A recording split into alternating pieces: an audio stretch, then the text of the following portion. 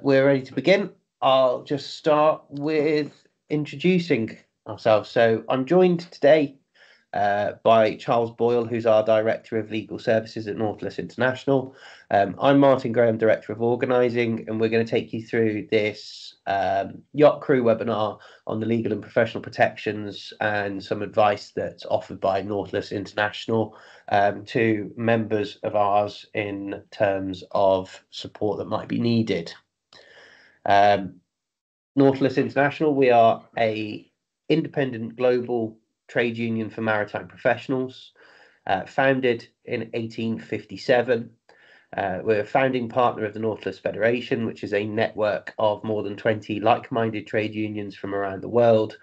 And we're a key component of the International Transport Workers Federation, who have over 100 inspectors based globally that support people who work at sea, typically in more commercial sectors than the super yacht sector, but we're having an increasing presence in large yachts and in super yachts as the work in these areas continues to be highlighted, specified, and expanding in those sectors of work.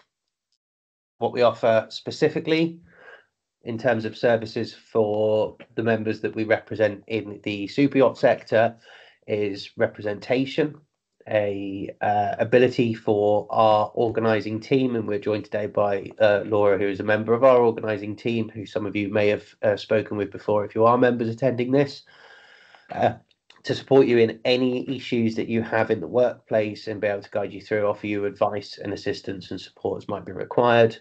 We also have a worldwide legal network that can offer some initial guidance on certain matters if it's unable to make contact with the main union offices. We do extensive work, as many of you will be aware, in recovering unpaid wages. And indeed, for this year so far, we're on about £700,000 to £800,000 worth of unpaid wages being recovered. Last year was the best part of 1.3 million, and 2022 was in excess of £2 million worth of unpaid and underpaid wages recovered in the super yacht sector alone. We have an emergency 24/7 helpline, which is free phone in over 30 countries for members who are involved in incidences and require immediate urgent support to be able to call and get that support as and when they need it. We also offer sea service verification on paper and digitally, as well as advocating with governments around the world and with legislators around the world at ILO and IMO, so that we're a voice for people who work at sea in the super yacht sector and in the commercial sector as well, with the decision makers to try and make the career better, to try and offer better support, to make sure that the legislation is workable and puts the people who are doing the work at the heart of the way the legislation and the way the government support is working. So I'm going to hand over to Charles Boyle now, who's going to take us through what we're going to cover in the webinar and then go through to explain the legal support and services that we offer. So, Charles. Thank you, Martin.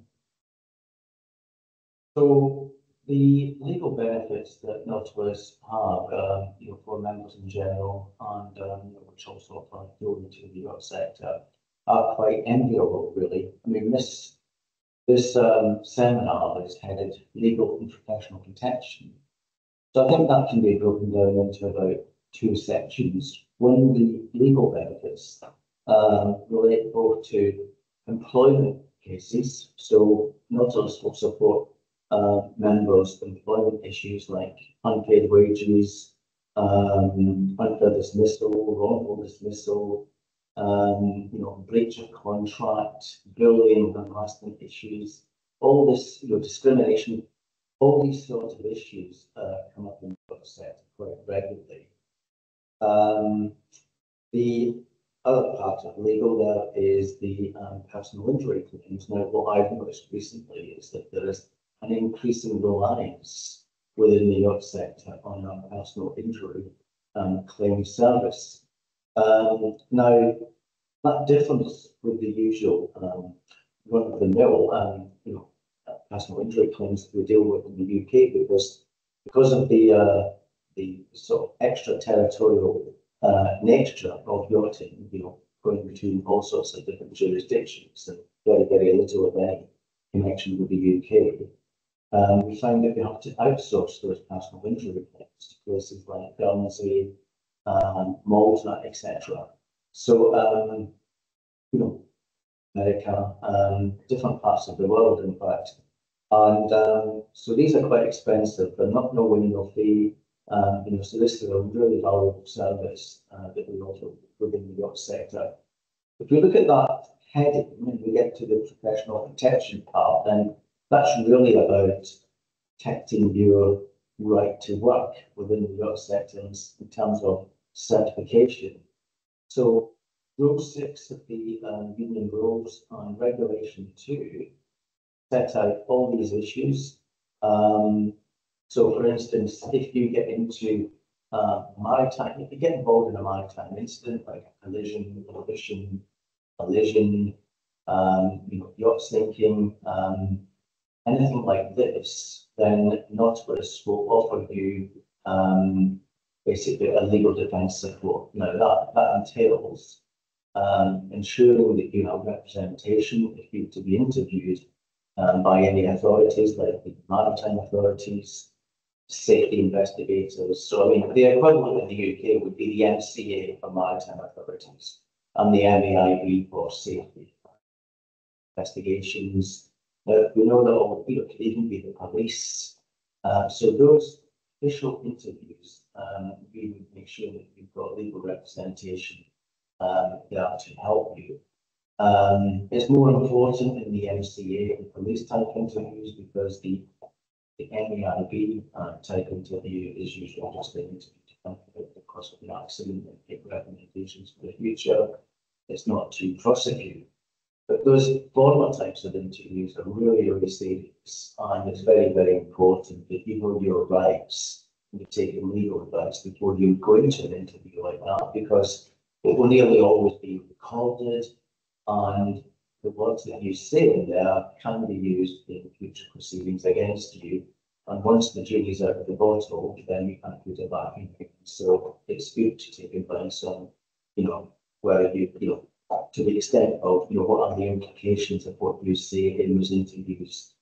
You should know about your right not to self-incriminate yourself, etc., etc. When those matters lead to criminal proceedings, then Nautilus will provide and pay for your legal defence as well. So we've had many, many cases throughout the industry in general, but also in the yacht sector, where we've had the maritime support cases.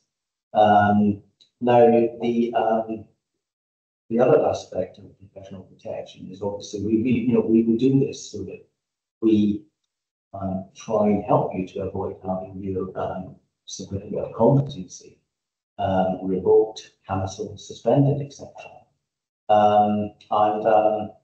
If that happens, then Nautilus also offer basically to pay your wages for up to 18 months if your certificate is lost, to a maximum of £141,000. So obviously that would cover you for a long period where you will be unemployed within the maritime industry if you lose your certificate of competence. So that's up to 140. That goes up every year as determined by the Nautilus Council. So this is effectively like an insurance policy, and I don't think any maritime professional should be without this. But even more important than the money is your own liberty. Do you want to be in a foreign country being interviewed by foreign police or maritime authorities without knowing your rights, without being able to afford a lawyer? You need to be informed of your rights. I mean, because ultimately, members can end up being imprisoned if they don't get it right. We did have one member who was imprisoned, not in the yacht sector, but this was a few years ago following a fatal collision in the straits between Denmark and Sweden. He basically pleaded guilty to certain offences, some fatalities on that particular case. But the yacht sector, we're getting incidents like I dealt with one, a couple of years ago when a member came to me, he really dragged on the court with a very serious port state control inspection in Italy, which showed up many alleged non-conformities on his yacht, and he was just about to lose his certificate. But we managed to persuade the maritime authorities, I think it was the Cayman Islands, not to do that, and instead they offered them basically the right to resit an exam to prove that he still was up to the job, and got his certificate back quite quickly. This is a sort of help that we can offer. I don't really think that flexibility would have been given by the Cayman Islands unless there had been a union behind them protecting them. And we actually have quite a good working relationship with the Cayman Islands themselves. Obviously, very important flag state when it comes to yachts. We've had, sometimes it's a more minor incident like several anchoring infringements off the south coast of France over the last couple of years. Members suddenly contact us. The French maritime police has come out to the yacht and basically told them that they're anchoring in a no anchoring zone, and sometimes they're to be in court tomorrow morning. The very next morning, I've had one like that, and I've been able to phone my contact in France, a legal contact, a lawyer I have in Nice, who was there quite faithfully the next morning to defend our members. So, as the world becomes more technical, there's more talk about fuels and fuel regulations that must be complied with. We move through this transition, which we've always addressed transition.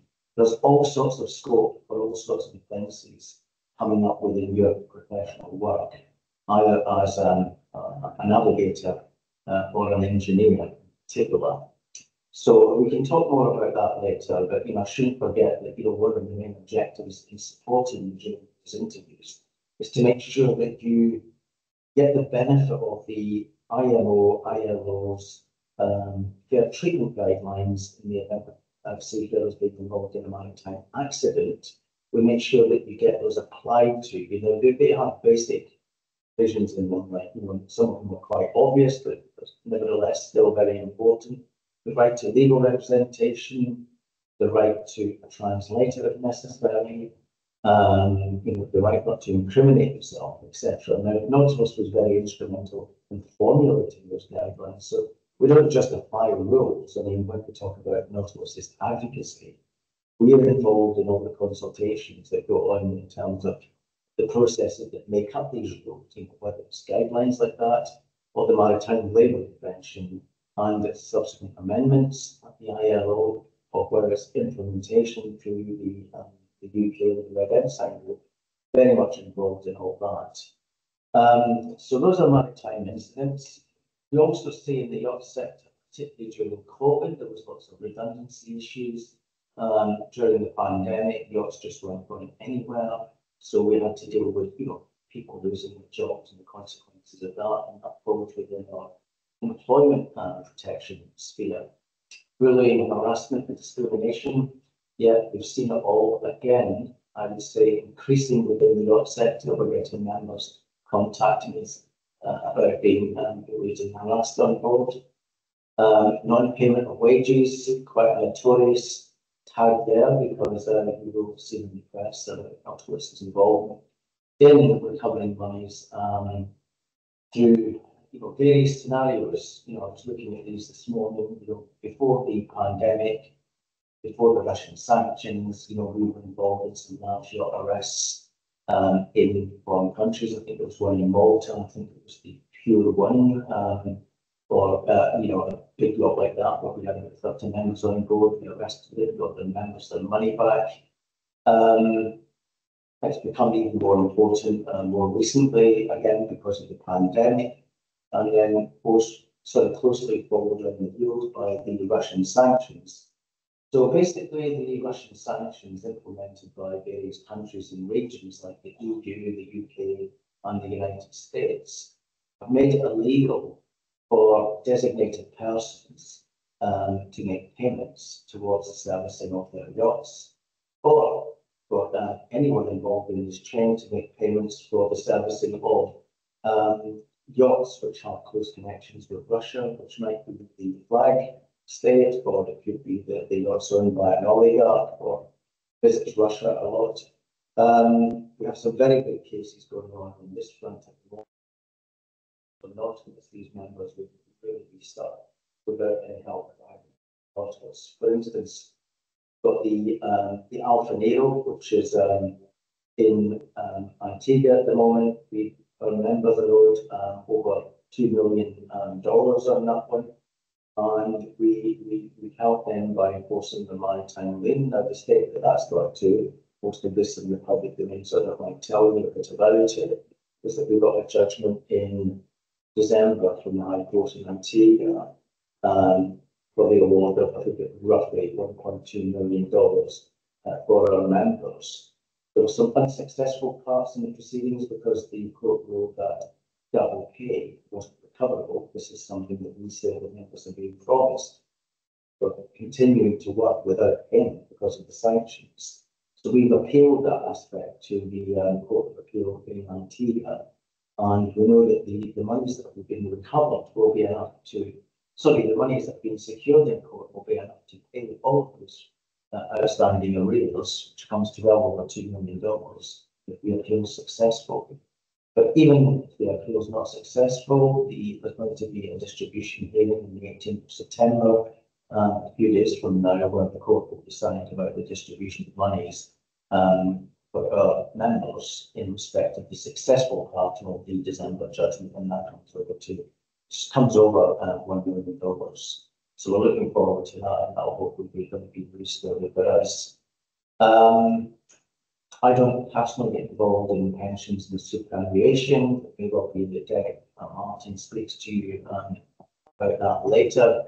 Now, we talk about seafarers' employment agreements. I mean, we give advice on seafarers' employment agreements. We produced a nice guide on seafarers' employment agreements.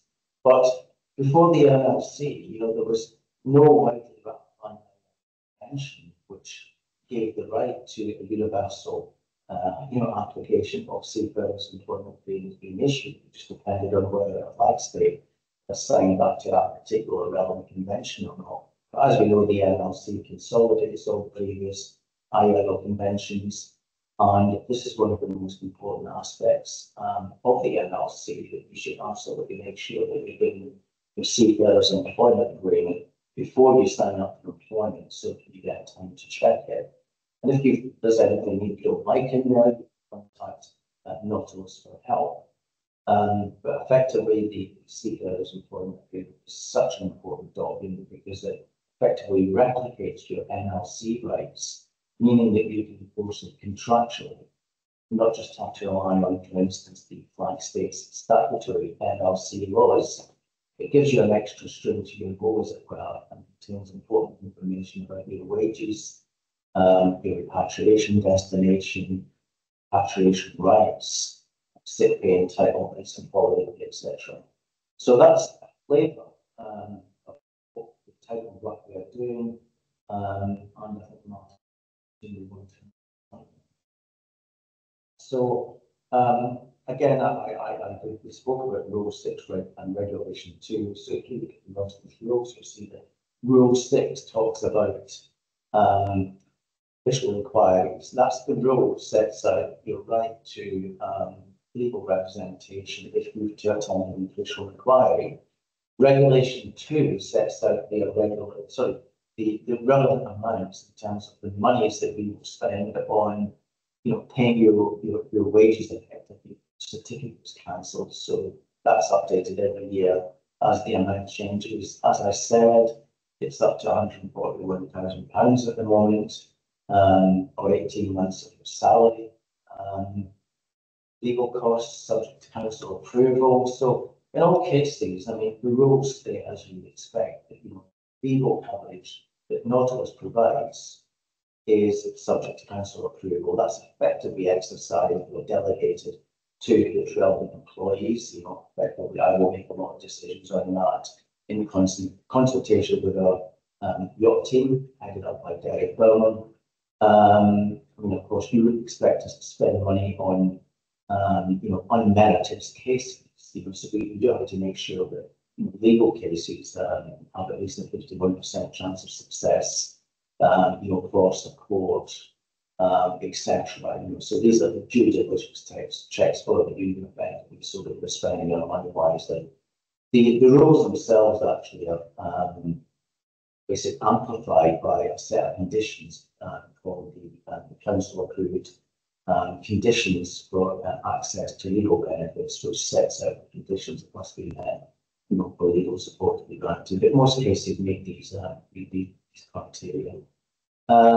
We also have the Nautilus 24/7 helpline, which is, as it says, it's what it says on the tin. It's available 24/7. Now that's there to take emergency queries that you may have, bearing in mind that office hours in Northwestern Europe are generally 9 till 5. If you've got a query outside those hours, you may contact Nautilus 24/7. It's multilingual. It's really, really reliable. It's very, very good indeed. There's a tab on our website, top right-hand corner, where you can access, and that will show you ways on how to contact it. Now, the most common contact method now is actually live chat.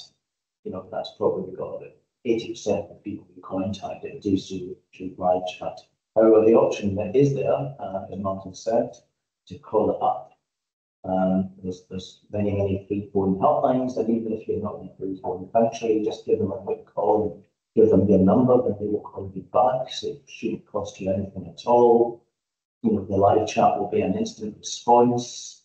There's also email contact, and the Nautilus 24/7 team, in many cases, will be able to give you, the advice that you need or the information that you need.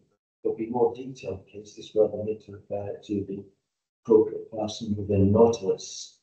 Now, even in an emergency, Nautilus officials may get called. It could be 11 o'clock on a Saturday night. The matter is so important that it can't wait until the next working day. So you know that you can always talk to someone at Nautilus.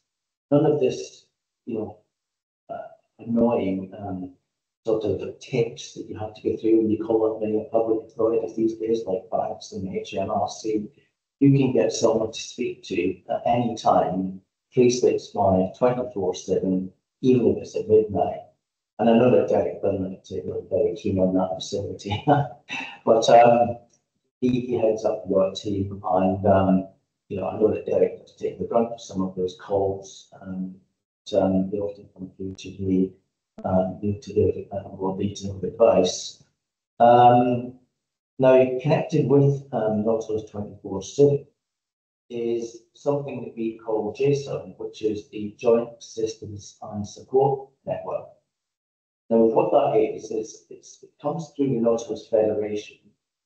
Now, the Nautilus Federation is the wide international group of like-minded trade unions, like we've got the Union of Australia, there's some in Denmark, Singapore, America's Masters Mates and Pilots, etc. That's a very, very valuable network, which really punches well in our history on the international stage in terms of policy making and influencing rights for maritime professionals. Now, those unions have also signed up to the Joint Assistance and Support Agreement, which basically is an agreement which obligates each union to provide reciprocal support to each other's members, which is obviously much needed in this international context. So, for instance, it means that if there was a Singaporean seafarer who'd been arrested in Southampton, say, following a maritime incident, and he's a member of one of the Singaporean unions who've signed the JSON agreement, then they can call on me to help that seafarer in this country, because the Singaporean union won't be aware of the UK laws and criminal procedures, etc. So I can help on that. Vice versa, they'll help me if a Nautilus member is having trouble in Singapore and so on. So we're very, very proud of that support network, very, very important. Set it up on this slide if Martin wants to move on with it. So also, I just want to say a bit of a word about the NLC before we start going through this, but you shouldn't forget the Maritime Labour Convention as amended. Don't forget the Nautilus, certainly the work that Nautilus does in connection with that. We are very, very vocal through the International Transport Workers Federation. We head up the seafarers at the ILO, and we are very, very influential when it comes to fighting for amendments to the NLC. Again, don't forget about the NLC's enforcement mechanisms, particularly the onboard and onshore complaint systems and financial security systems. So, what to do if you are help, in terms of contacting Nautilus?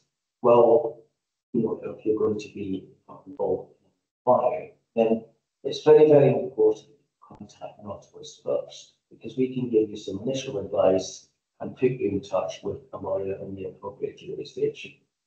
It'd be good to hear your thoughts on the incident. We advise you on whether you think, whether we think that you're likely to move on from being sentenced a witness to a suspect. It's very important that we give you some guidance to the effect that, be careful what you say, because if it comes down on paper or audio tape, you can't undo it, and that can be used in most court proceedings.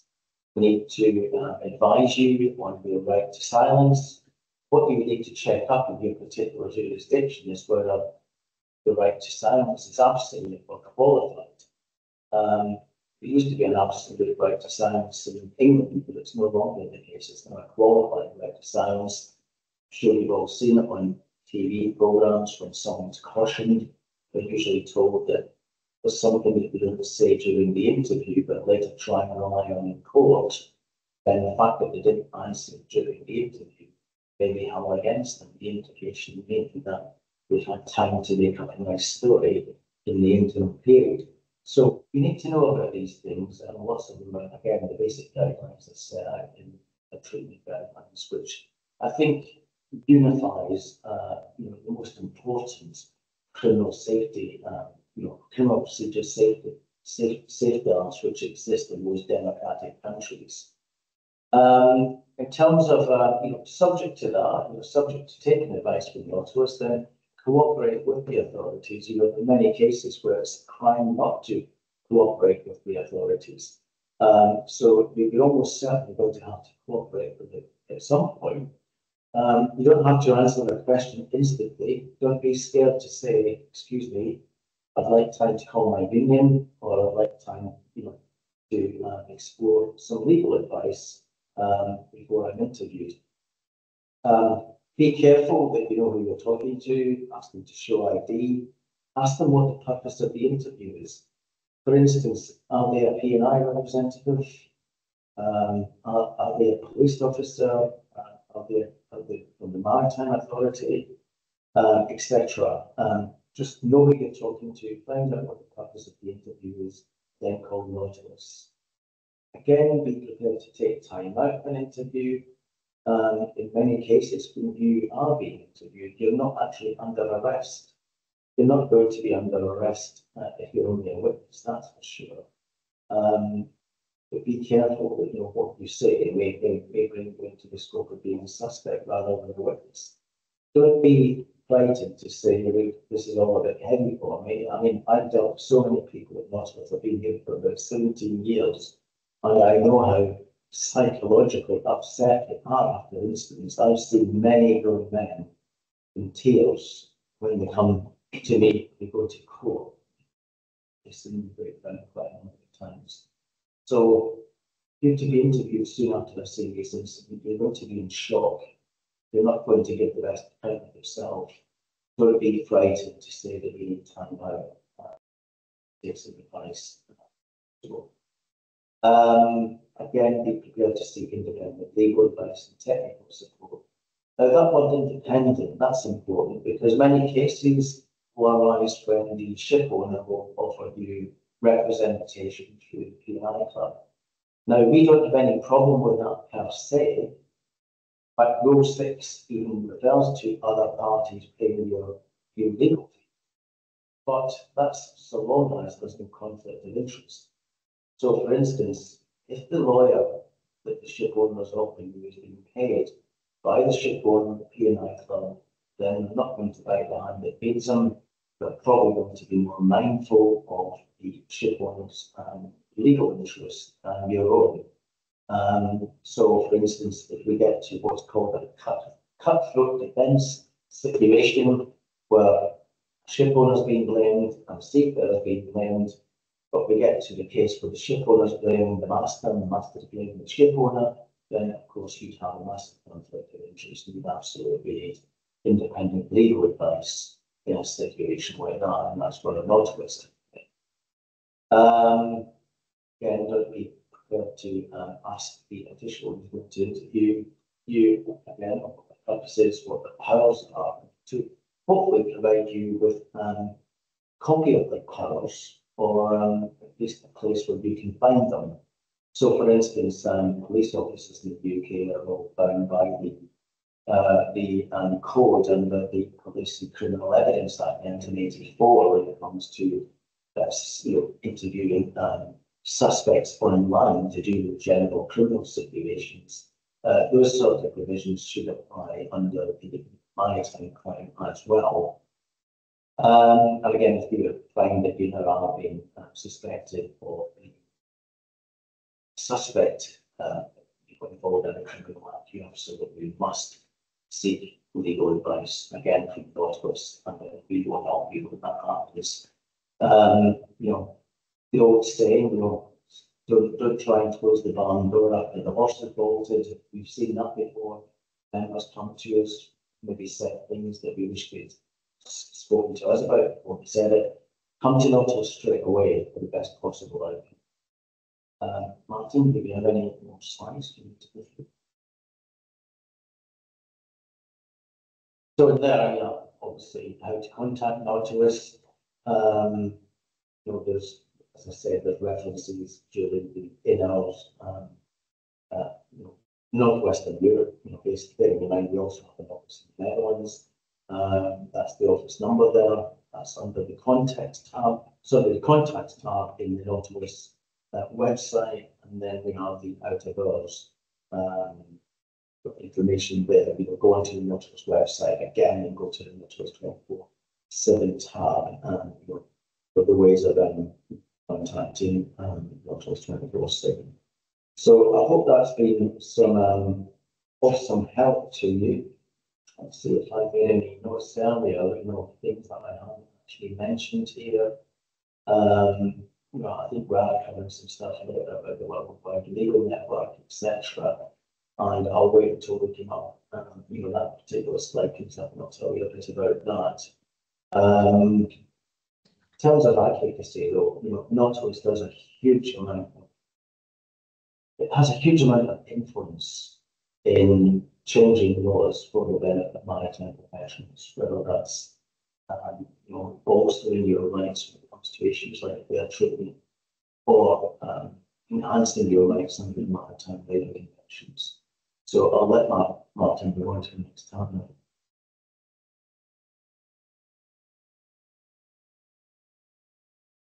So in the unlikely event of 24/7 helpline is not available, then do remember we have a booklet which basically contains the lawyers in our worldwide legal directory. Now, the worldwide legal directory is a compilation of various law firms within all the major maritime countries, and it's got the contact details. And those lawyers are actually pre-authorized to spend money on you if the lawyer is unable to contact Nautilus to get the authorization in advance.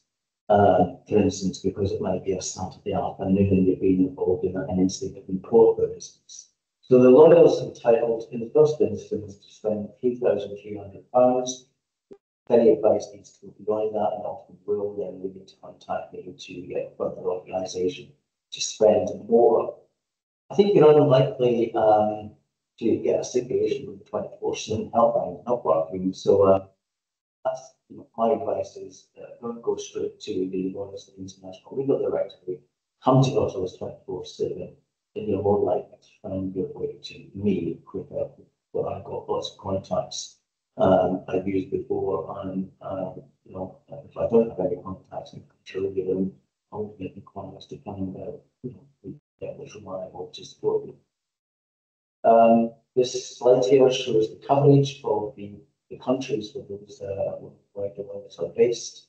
As you can see, huge coastal coverage, and certainly the main places and the main hubs. And so I think if you haven't got a copy of that, please contact the membership department and they will let you know where to find it. It should be within the protected area of the website.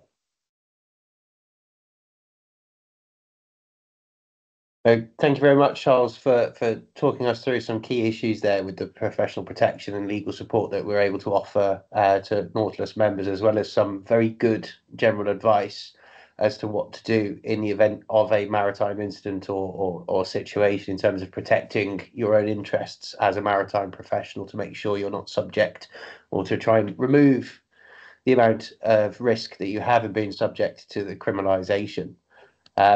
Other services that Nautilus International offers, again, unpaid wage recovery, as we've discussed, contractual help, advocacy. We're consistently lobbying for improvements, regularly engaged with governments around the world, as well as UN organisations such as IMO, International Maritime Organization, and ILO, the International Labour Organization.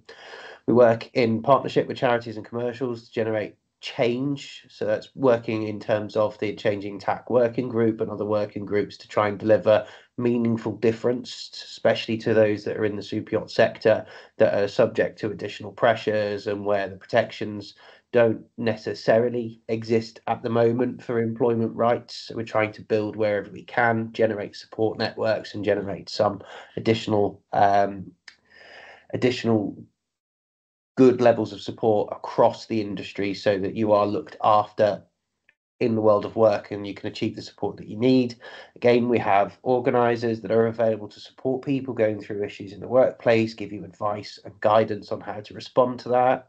We do work in support of career development for people who are looking to move ashore into the next roles, as well as supporting mentoring, traineeships, and the work that we have with the Merchant Navy Training Board in the UK and other education establishments to deliver the future set of standards that meets the requirements of a future changing, adopting, modernising industry.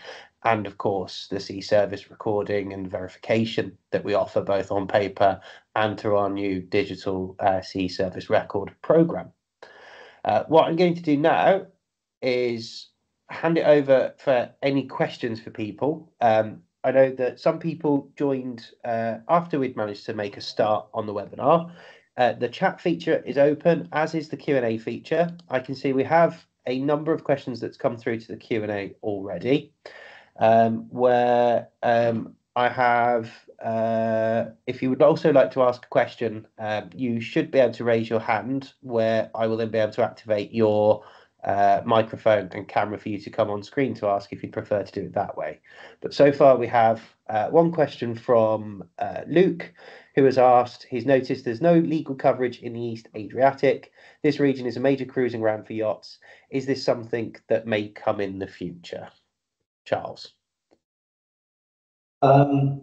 Basically, although we don't have all, well, first of all, I wouldn't say that we don't have any legal cover.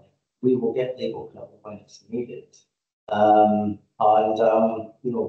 international legal directory, there are some countries where we don't have representation, where it was difficult to get others to agree to move into the group. But yeah, in any review of the group, we will certainly try to get representation there.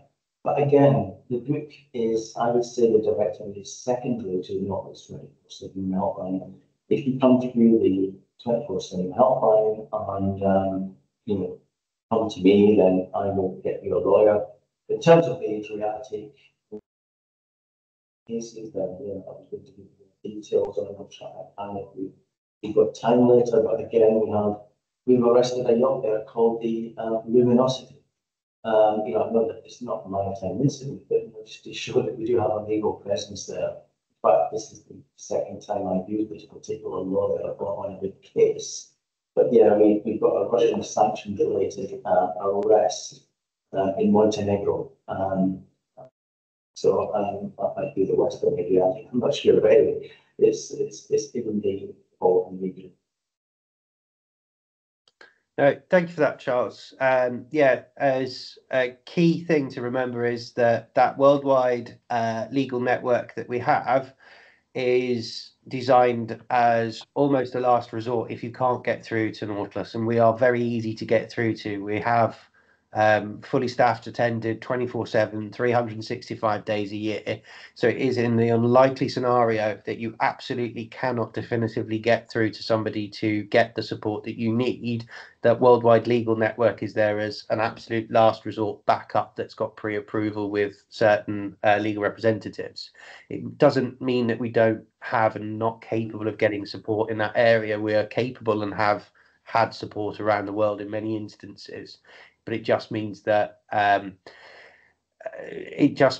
there is a safety net that sits behind the safety net that already exists through 24/7 and through other means. So it's a very much a belt and braces approach to the way we work, and it is there as a very much a reassurance that if you were involved in something in most areas, you would be able to find somebody that would be able to support you immediately if you were unable to get in contact with Nautilus or with Nautilus 24/7 to seek that support.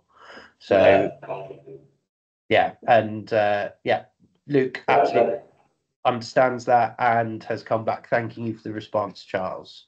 Yeah. So as Martin said, it is a safety network. Just a bit of history. The 24/7 directory was issued before we set up the 24/7 helpline. The 24/7 helpline was set up about 10 years ago, and at that point I knew that would be the preferred means of emergency contact. Yeah, absolutely.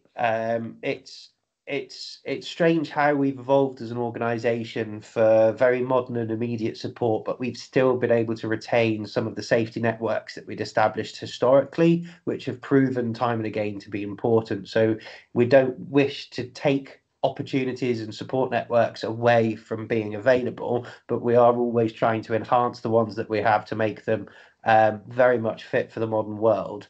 And the 24/7 helpline, the 24/7 contact line, as Charles said earlier in the presentation, 80% of our contacts come through on there, and the response is almost immediate to inquiries that come through on that platform. It is very efficient, it is very good, and it can and will get you the help and support that you would need in an emergency as a Nautilus International member.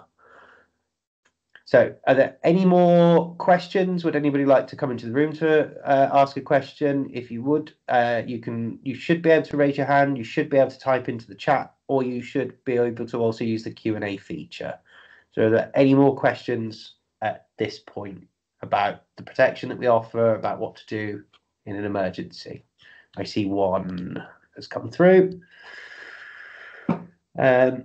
We're seeing a growing number of employers putting a clause in their crew SEAs whereby when seafarers' contracts are terminated and notice given, the crew member may be asked to take their accrued leave during their notice period. It says, have you dealt with cases in this regard? Have we dealt with cases in that regard? I believe we have. Laura, you've had a few of these, haven't you, recently? Yeah, it's really, really common actually. You see it in almost all yachting contracts now. There'll be a clause that expressly says that they can make you do it, but even if there isn't a clause there, it can often be implied and you can be asked to do it. A lot of flag states don't necessarily have a problem with it. Cayman Islands, for example, have openly said that they see no problem with employers asking employees to use their accrued leave during periods of notice. But we've had some success, but it's not across the board, I'll be honest with you. But we will always endeavour to try and argue the case, because that's what we're here for. No, Yeah, thank as Laura says, we have had some success in, arguing with employers over this. But in terms of it went to court, and we tried to argue that it was something unlawful, that this, I think we could lose on that particular issue, but we'll still try and get you after source of correspondence. The yacht team entered into with commendable efforts on your behalf. There's still a chance of getting you a more favourable outcome. Because if there's any doubt about it, well, people will try and get the benefit of the doubt. But I think if it was tested in court, the court would, rule that unless there was anything in the contract of the contrary, then she won't do this. I think a lot also comes down to when you terminate it, how it's been worded. So if you're being sent home immediately, not for a summary dismissal, but if you've been sent home and just terminated with immediate effect, the termination agreement you'll also be issued with in yachts can sometimes be worded in such a way that they then can't treat you as being on annual leave because you're no longer an employee. So that's sometimes an argument that we can use. We've got a little list of arguments that we'll try. It just depends on the circumstances of how you left, when you left, were you on leave, were you about to go on leave, was it a rotation? It's all very individual, so every case needs to be assessed on its own merits. Absolutely. As with any inquiry, there's always circumstances around it, which mean that in some instances you can be successful, in some instances you can't be.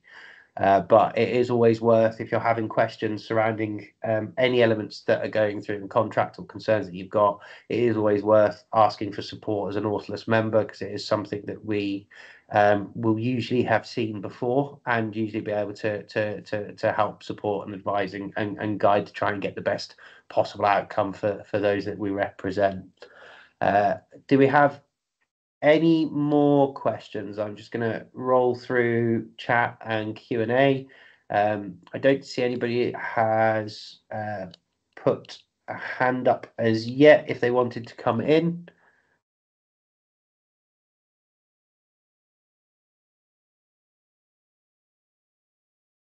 No. Okay. Well, what I will say at this point to everybody is just a big thanks for coming along to this webinar. I really hope you've been able to pick up some really useful information about what it is that we do and what we're able to do in the event of maritime incidents and emergencies, the support that we provide, the legal costs, the coverage, the certificate protections and the levels that sits at, and the additional services that Nautilus International as a trade union is able to provide the members that we represent. On the screen is how you can join Nautilus if you're not a member. You have our contact details if you are a member and ever need to get in contact with us. Current prices are listed on the slide too. If there are any other separate questions, you can always get more information about the work that we do by emailing either inquiries@nautilusint.org, or for yacht specific questions, you can email yachts@nautilusint.org. If that is no more questions and nothing else to say, thank you very much, and please do enjoy the rest of your day. Safe sailing, calm seas.